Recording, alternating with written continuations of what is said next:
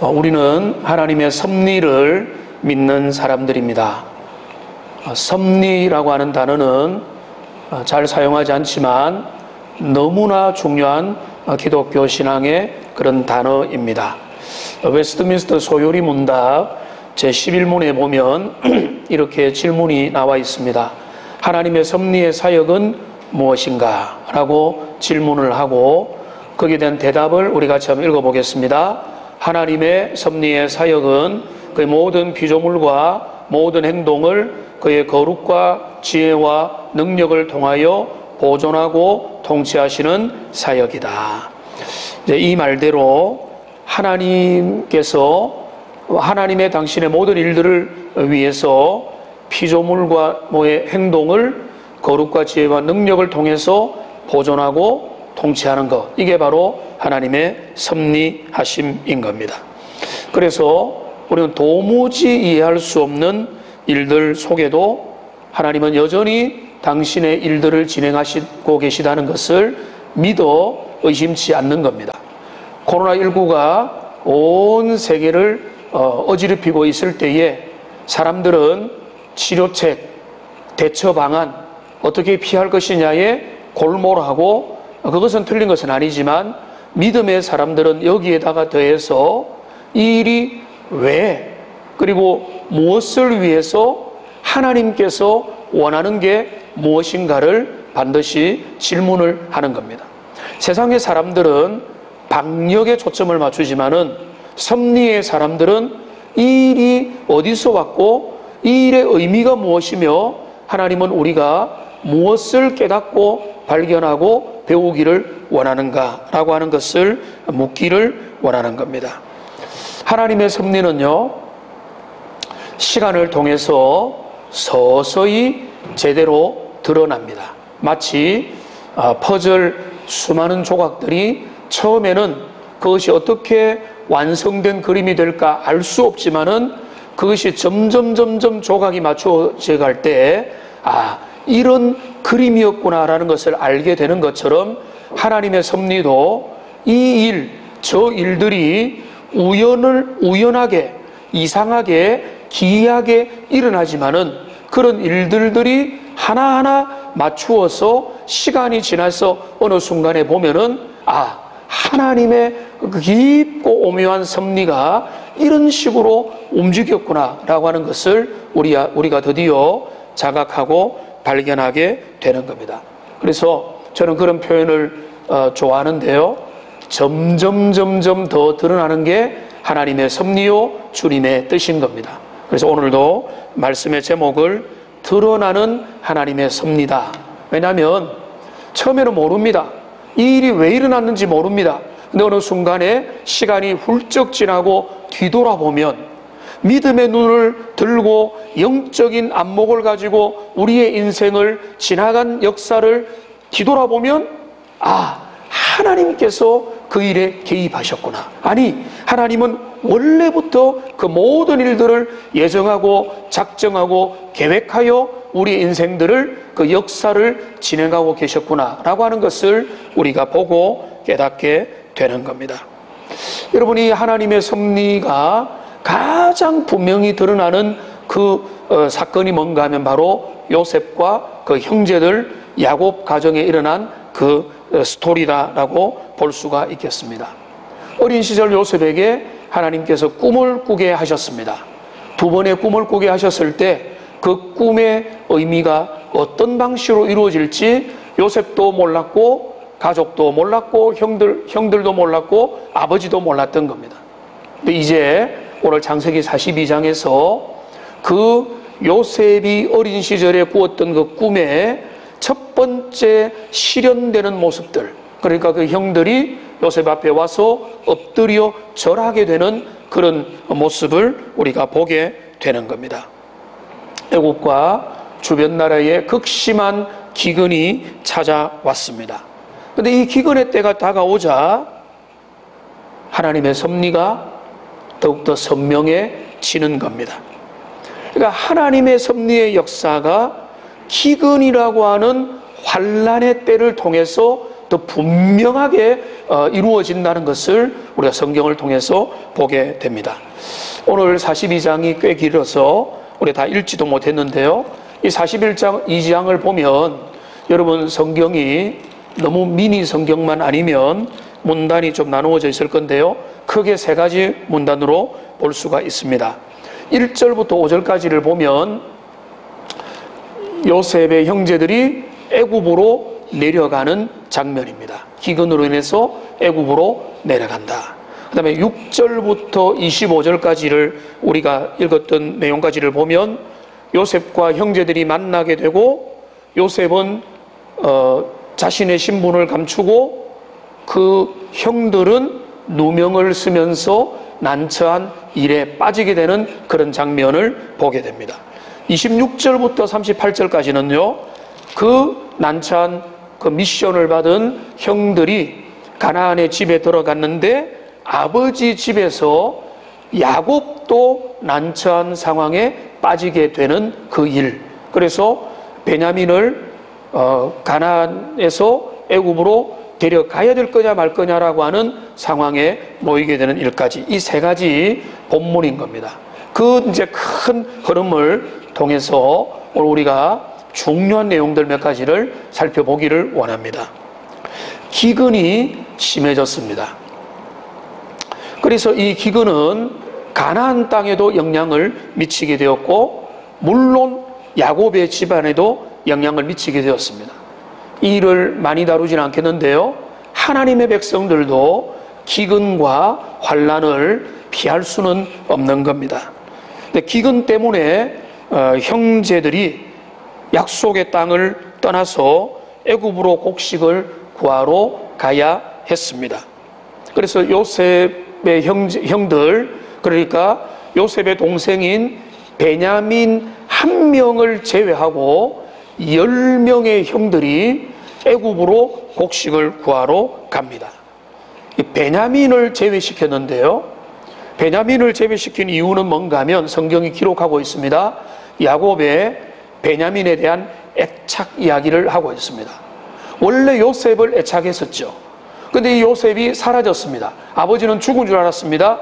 이제 그 애착을 라헬의 자녀인 베냐민에게 투사를 시키고 있는 겁니다. 그래서 형제들이 애굽으로 베냐민을 제외하고 내려갔습니다. 요셉 앞에 땅에 엎드려 절하였습니다. 그러니까 여러분 오늘 42장에 형들이 절하는 거는요, 그 꿈의 완전한 성취가 아닙니다. 왜죠? 몇 명이 절한다고 돼 있죠? 11별들이 절한다고 돼 있죠. 여기 10명이 내려가서 절했으니까 완전한 성취는 아니지만은 그 성취가 거의 제대로 드러나고 있다는 것을 우리가 보게 되는 겁니다. 내려가서 그 모든 곡식을 그 배출을 하는 그 총리인 요셉 앞에 서게 되고 엎드려 절을 하게 되었습니다. 요셉은 금방 알아챘지만 그 형들은 감히 얼굴도 제대로 못 들었고 뭐 여러 가지 옷들과 복장들을 통해서 그가 그 동생 요셉인 줄은 꿈에도 생각을 할 수 없었던 겁니다.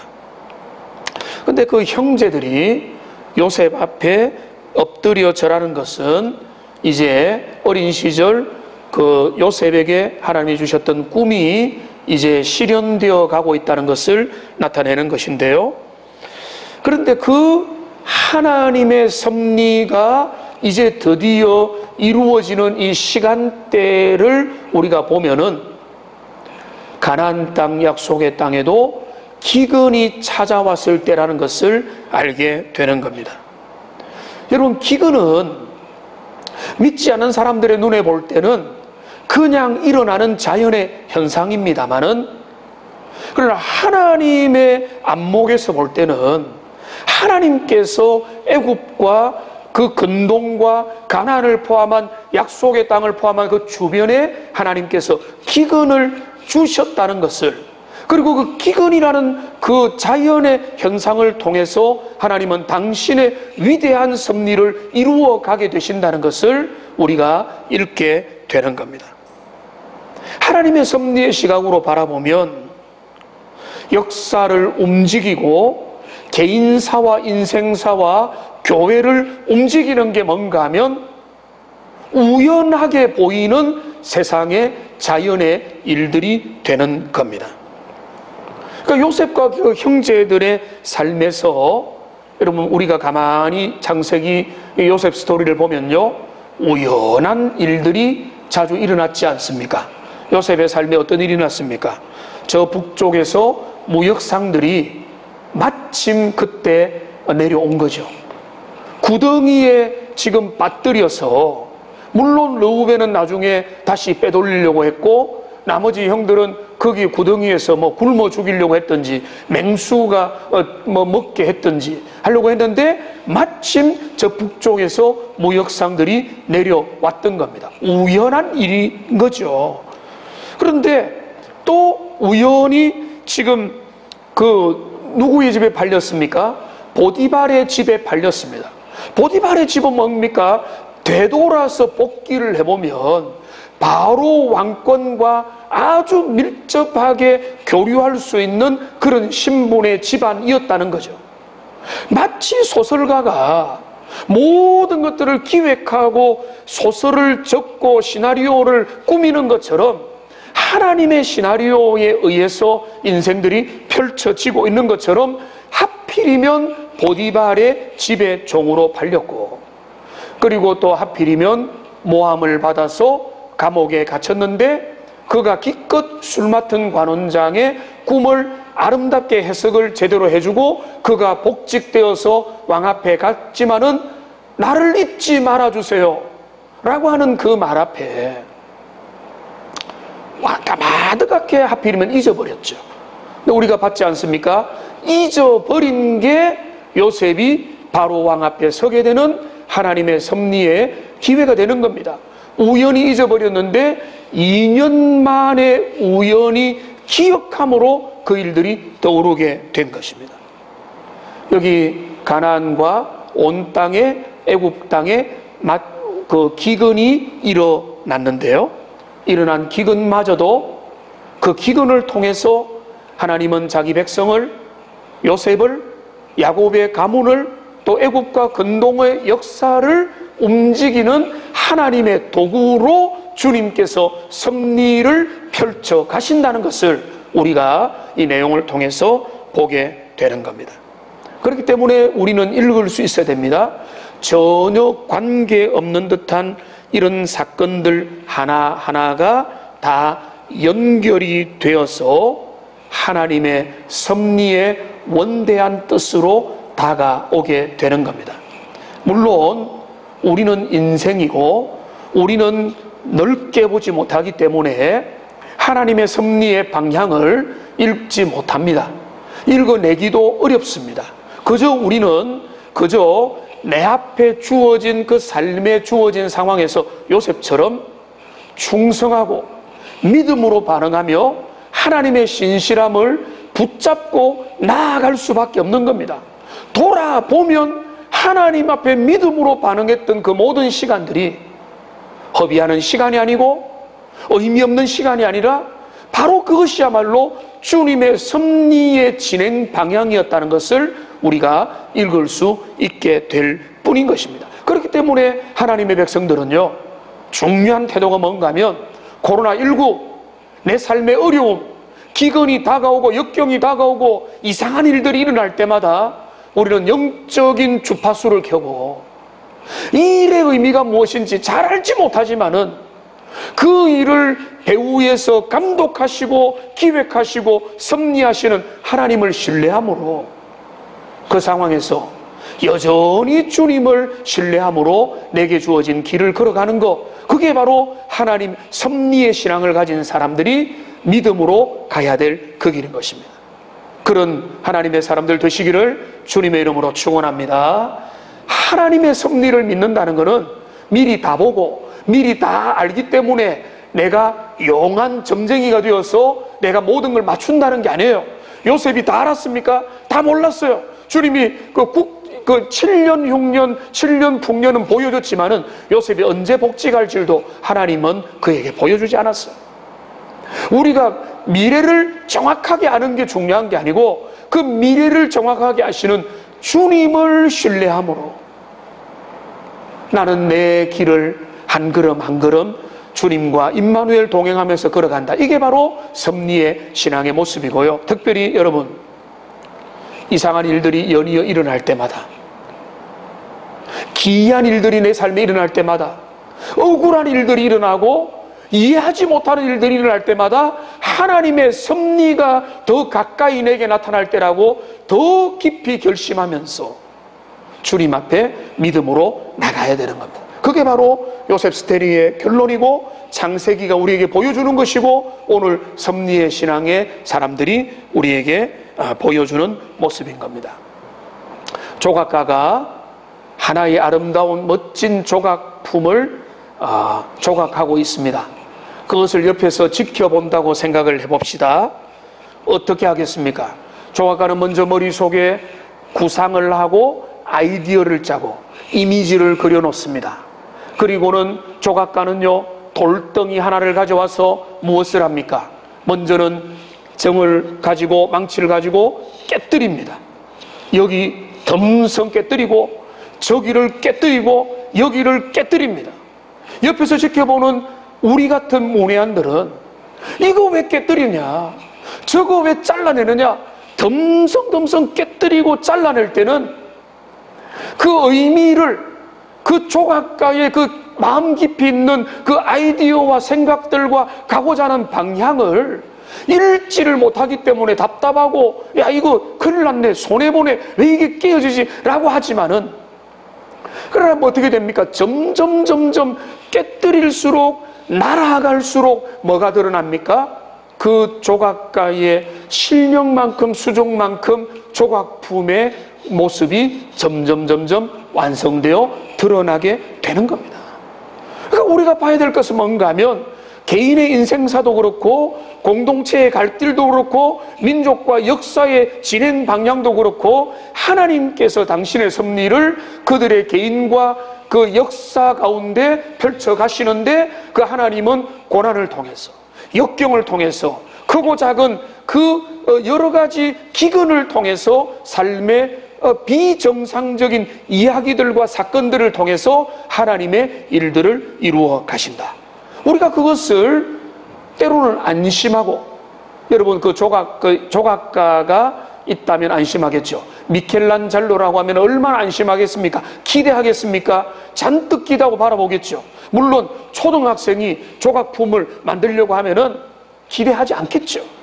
우리 하나님 미쁘시고 변함이 없으시고 실수가 없는 하나님께서 개인과 인생과 교회를 이끌어 가신다. 그러니까 우리가 할 것은 뭔가 하면 주님 앞에 주님을 믿음으로 그 순간순간에 충성하는 것. 이게 바로 섭리를 믿는 하나님의 사람들의 신앙의 모습이 되는 겁니다.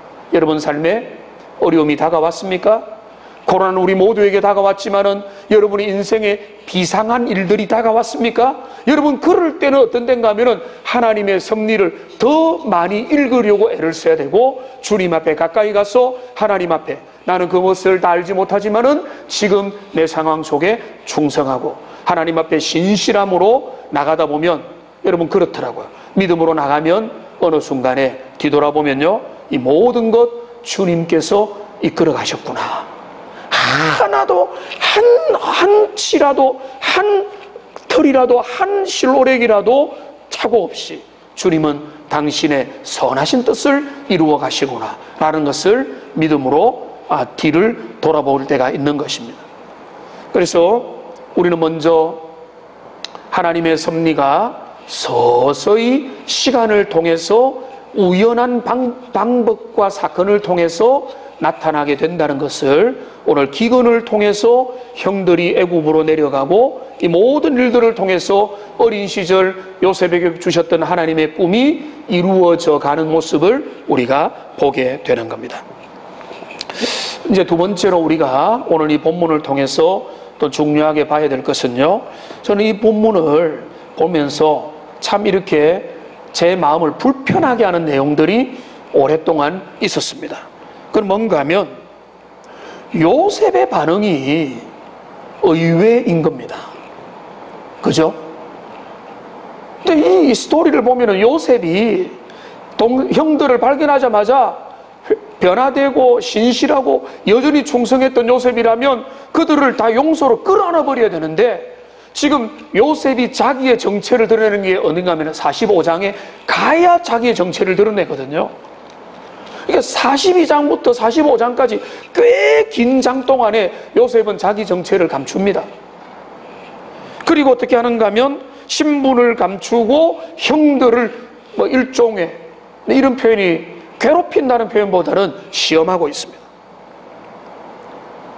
사건은 꼬이고 형들은 이상한 일에 연루되고 일은 더 복잡해지고, 고향에 갔다가 아버지를 설득해서 겨우 베냐민을 데려와야 되는, 물론 나중에 해피엔딩의 결론을 우리가 알고 있지만 그 결론까지 가기 전에 일들을 보면은 요셉은 이 문제를 쉽게 다루지 않습니다. 금방 끝내지 않고요, 이 문제를 제대로 다뤄보려고 결심을 하고 있는 겁니다. 그래서 이거를 정리를 우리가 좀 해야 되는데, 왜 요셉은 형들을 시험할까? 왜 누명을 씌우잖아요? 그리고 가져온 그 가방에다가 돈을 더 넣기도 하고 다시 돌려 넣기도 하고, 그 누명을 씌우고 아주 그 형들을 이상한 길로 내몰기도 하고, 오늘 본문에 보면은 3일 동안 옥에 가두기도 하고, 먼 거리에 왔다리 갔다리 시키기도 하고, 사람을 볼모로 삼는 일까지 요셉이 하고 있는 것입니다. 이 일의 성격을 우리가 잘 봐야 됩니다. 요셉이 까칠하네, 어린 시절에 그 안갚음을 복수를 하는구나, 뒤끝 장렬이구나, 이렇게 보면요 절대 안 되죠. 그 의미가 아닌 겁니다. 요셉이 42장, 43장, 44장 그리고 45장까지의 이 모든 이야기를 끌고 가는 것은 우리가 어떤 전제를 줘야 되는가 하면, 요셉은 신실한 하나님의 사람이다. 그리고 그는 하나님의 선지자급의 사람으로서 하나님 앞에 지혜롭고 현명하고 명철한 주님의 사람으로서 지금 하나님의 일종의 대리인으로서 형들을 시험하고 있는 중입니다. 그렇게 봐야 창세기의 요셉이 이 긴 시간 동안에 형들에게 했던 모든 것들이 이해가 되게 되는 겁니다. 요셉은 형들을 시험하고 있습니다. 형들이 그 기간 동안에 어떻게 변화되었는지, 얼마나 달라졌는지.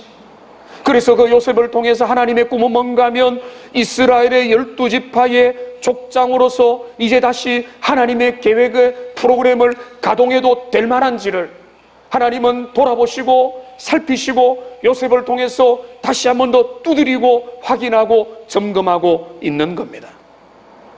그러니까 요셉이 지금 하나님의 사람으로서 그 형들이 어린 시절에 요셉을 매정하게 팔아넘겼던 그대로의 모습인지를 하나님은 요셉을 통해서 여러 경로로 시험하고 확인을 하고 있습니다. 오늘 9절 말씀을 보십시오.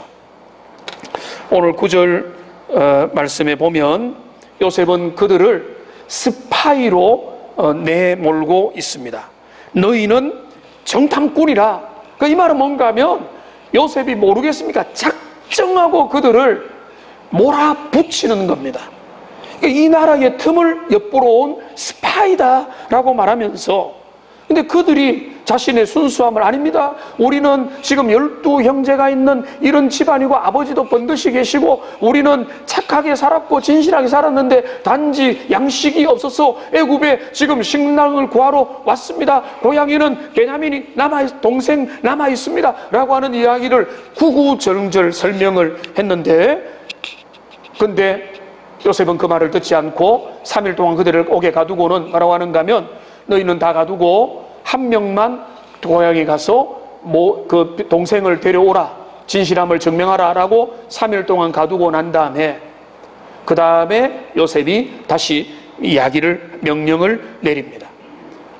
너희 중에 한 명을 여기에 남겨놓고, 이제 시므온이 남게 되죠. 한 명을 남겨놓고 너희는 다 올라가서 양식으로 너희 가족을 먹여 살리고, 그러나 너희가 진실한 사람이라면 베냐민을 데리고 와서, 그 다음에 여기 이제 결정적인 15절 말씀을 보십시오. 여기 뭐라고 이야기하는가 하면 너희의 진실함을 증명할 것이라. 너희의 진실함을 증명하라.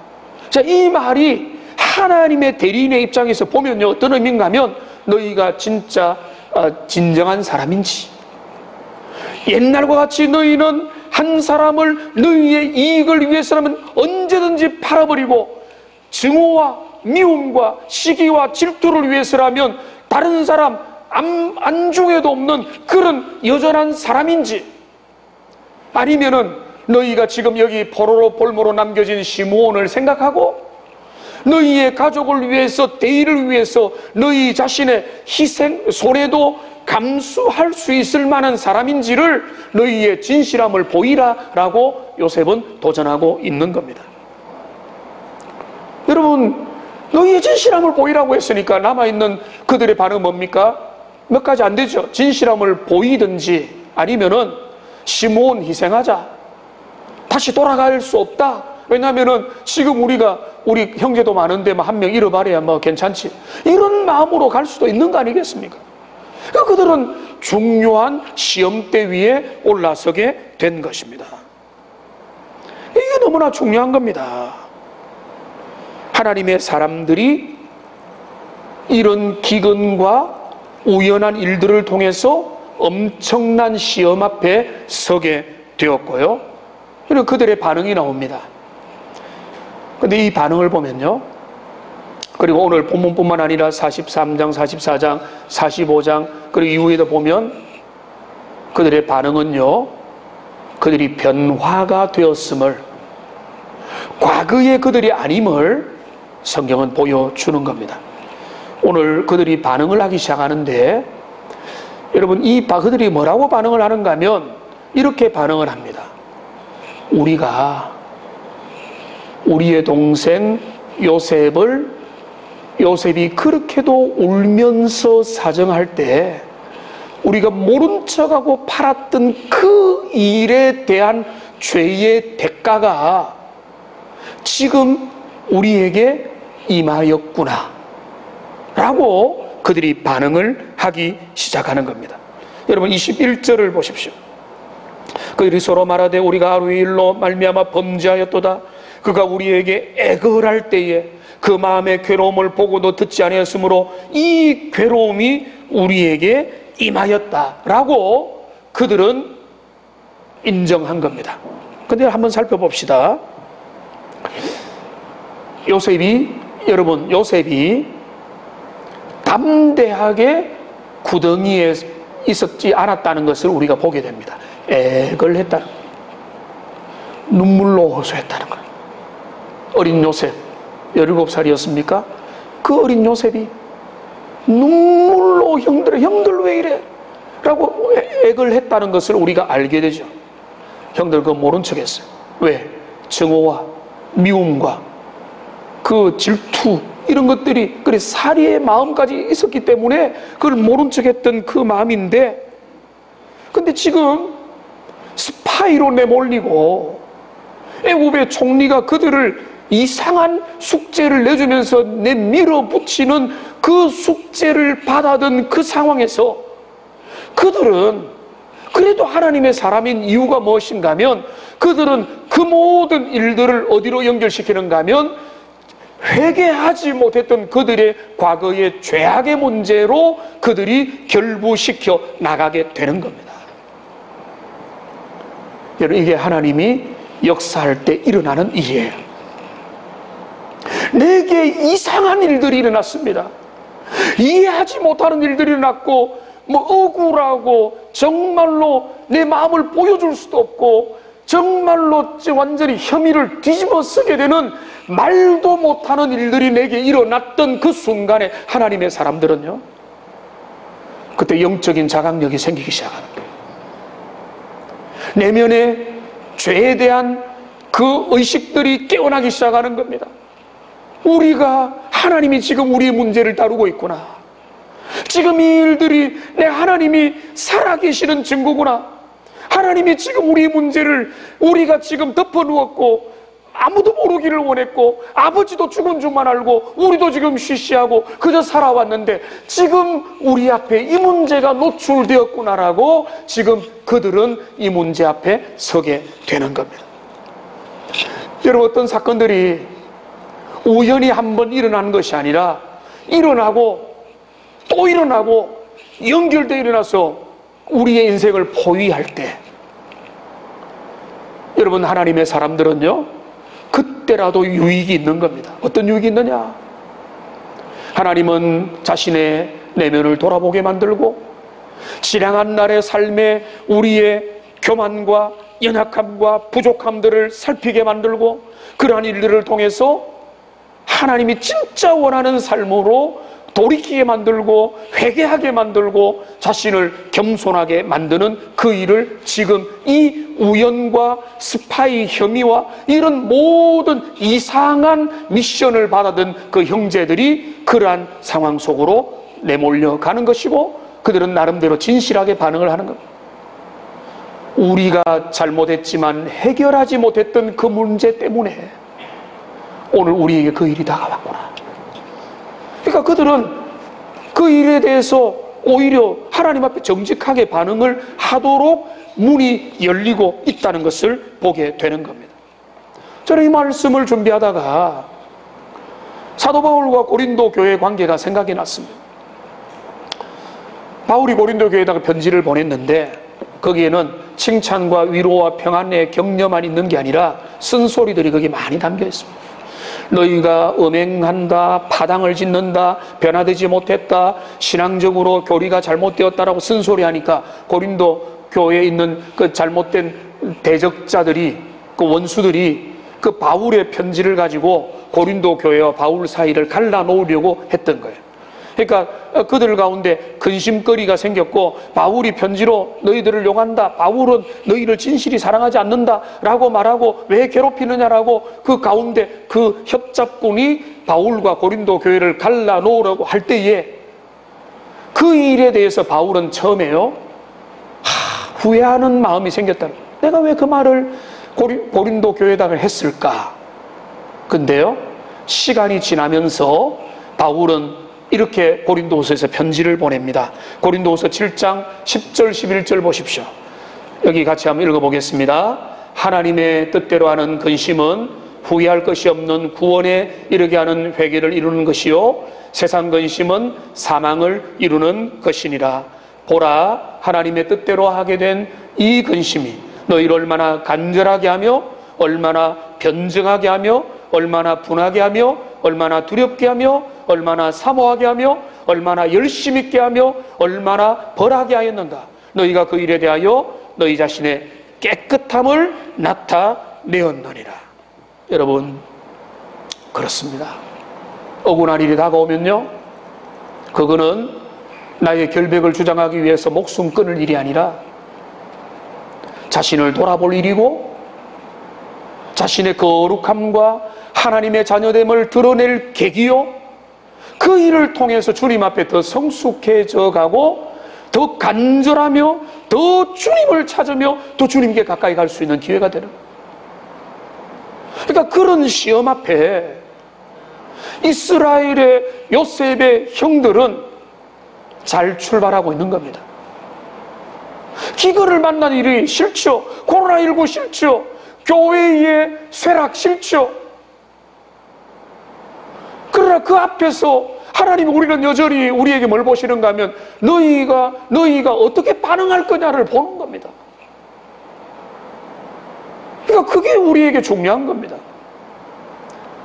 얼마나 간절하게 하며 얼마나 자신을 돌아보게 만들며 얼마나 우리가 하나님의 사람인가를 드러내게 만드는 게 뭔가 하면 환난이요 역경이요 기근이고 인생에 다가오는 삶의 파도라는 겁니다. 그러니까 지금 이 본문은 우리를 그것을 보게 하는 겁니다. 간단하게 하나만 짚겠습니다. 이런 삶의 도전은요, 요셉의 아버지 야곱에게도 찾아왔습니다. 오늘 본문을 가만히 보면 이상하지만치 베냐민에 대한 집착이 강조가 됩니다. 첫 번째 문단에서 베냐민만 남겨놨습니다. 아버지 야곱 때문에. 두 번째 문단에서도 요셉은 베냐민 데려와라 라고 한 겁니다.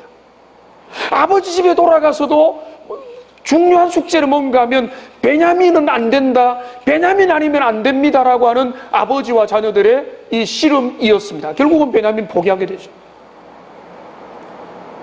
우리의 삶에 마치 아브라함에게 너 자녀 이삭 모리아산에 희생번제로 드려라 라고 요구했던 것처럼 그 아버지에게 베냐민이 요구되고 있는 겁니다.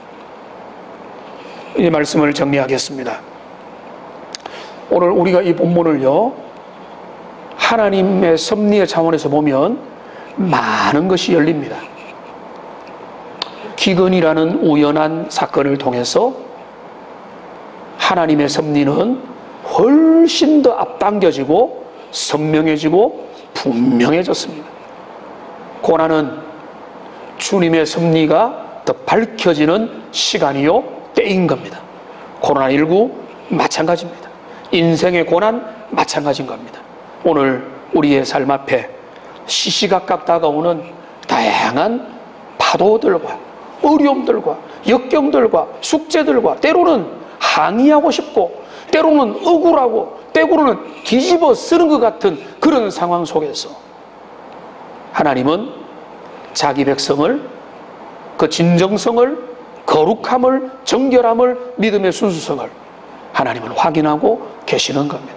그 하나님의 시험 앞에 여러분 어떻게 반응하겠습니까? 통과할 수 있겠습니까? 그것만이 드러날 것입니다. 그런 하나님의 사람들로 아름답게 서 있는 믿음의 백성들 다 되시기를 주님의 이름으로 축원합니다.